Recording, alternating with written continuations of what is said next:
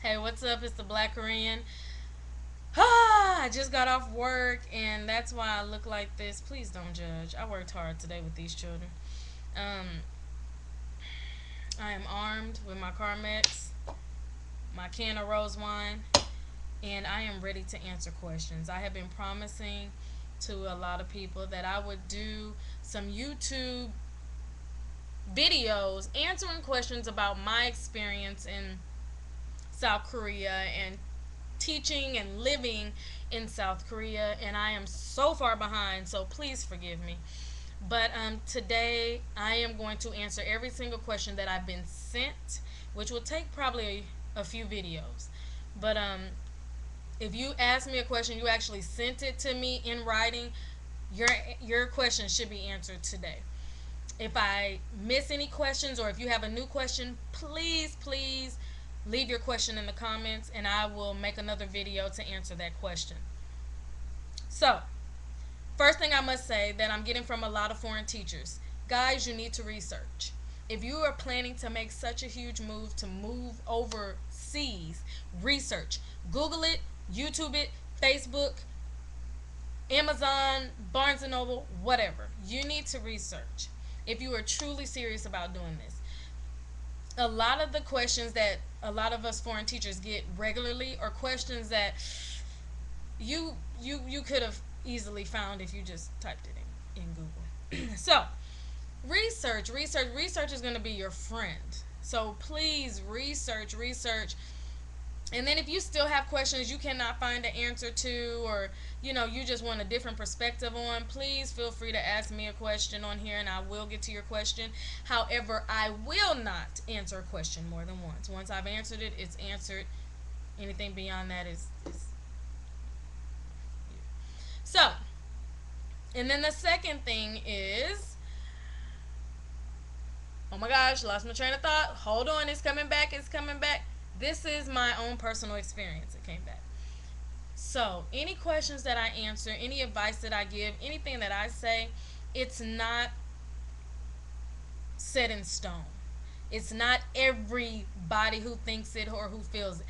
It's my personal experience. I can only answer your questions. I can only give advice based off of my personal experiences, which is another reason I suggest researching. After you watch my video, go watch someone else's video.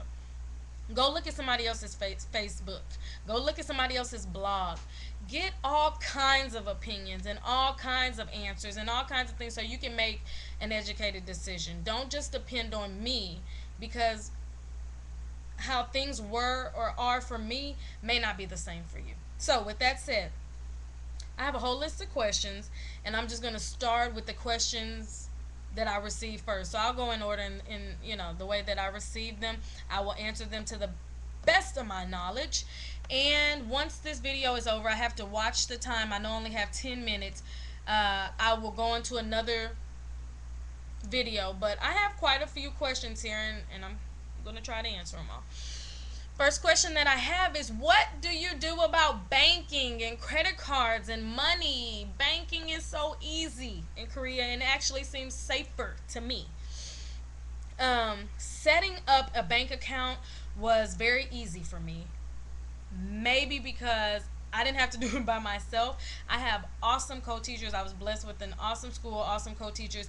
They helped me through the whole process. They helped me open my bank account at KB, which is a huge chain in South Korea. It took all of what, like maybe 30 minutes, because there were a lot of people there. But it was an easy process. I can do internet banking through there. Yes, you can transfer money. Um, I've never transferred money at the bank. I always do it at the post office because it's a little bit cheaper. And my money has never taken more than 2 days to get to the States. So the banking is very easy. I have direct deposit. Never had a problem with them paying me on time. And I'm very satisfied. I don't have a credit card, so I can't tell you anything about that. I have a check card. Works very much like what do you call it? Like a U.S. check card. I also have the checkbook, and I love their checkbook because instead of writing down everything, I can put it into the ATM, and it prints out everything for me. I'll have to do a video where I show certain documents and things that I have. But yeah, it's very easy and very, very friendly. Next question. How did you choose a phone? I went through a recruiter, Adventure Teaching. And through Adventure Teaching, they actually have an online store. With this online store, you can purchase many things, and they will be ready for you by the time you get off the plane in South Korea. It was an awesome thing. I put a deposit down. As long as I return my phone, I get the deposit back. And like, I also ordered a transformer, which you won't be able to see because it's all hooked up to the computer and all of But yeah, and I ordered that. I ordered those things, and so I didn't have to do much to get a phone. So it has a plan. I think they have a very general plan for everybody. The plan works for me because it has never gone over 38,000 won, which I think is about $36. Okay, I lied. One time it did go over, but it was my own fault, and it'll probably be over this month because I made more international calls on that phone for whatever reason. I was traveling. But yeah, it always stays usually within 38,000 won, and I have text messaging and all that good stuff. So I like it, and the phone is simple enough for me to use. That's my little phone.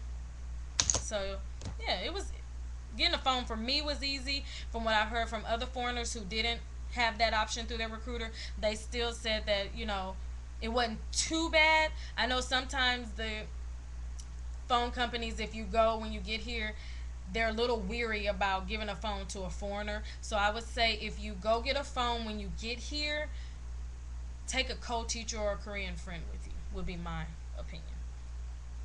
Okay, 7 minutes. Okay.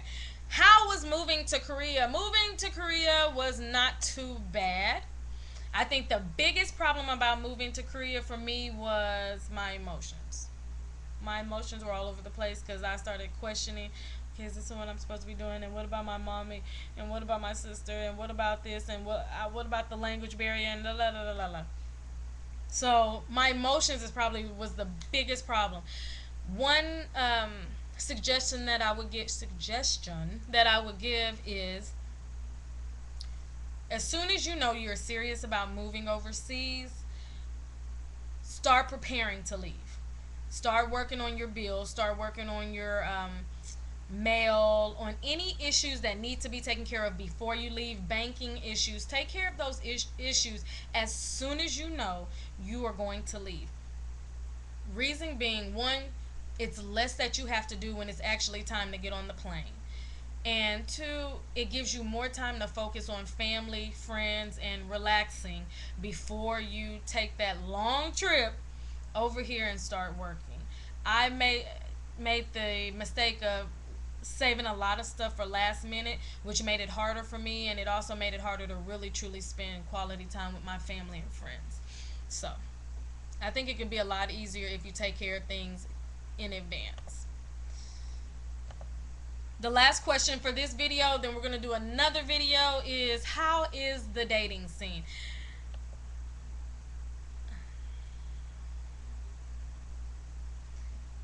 Now, I'm in Yeoju, South Korea. It's a little country town.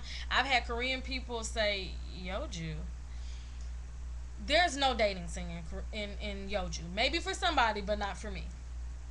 But most people experience more of a dating scene when they live in the cities and when they live by base. So if you were looking for a hot dating scene, you need to be in Seoul, Itaewon, Songtan, Osan. Be by base. You're going to find all kinds of people. You're going to find all kinds of, events, all kinds of things you can go to meet people. Go to the events. Go to different cities. If you do those things, you travel around a lot, you will have a great dating scene. And be open. You don't have to stick with just this type of person. Be open, and I'm open to a Korean if I can find a hot one. But just be open. But the dating scene is better definitely in the cities and by base. Bye.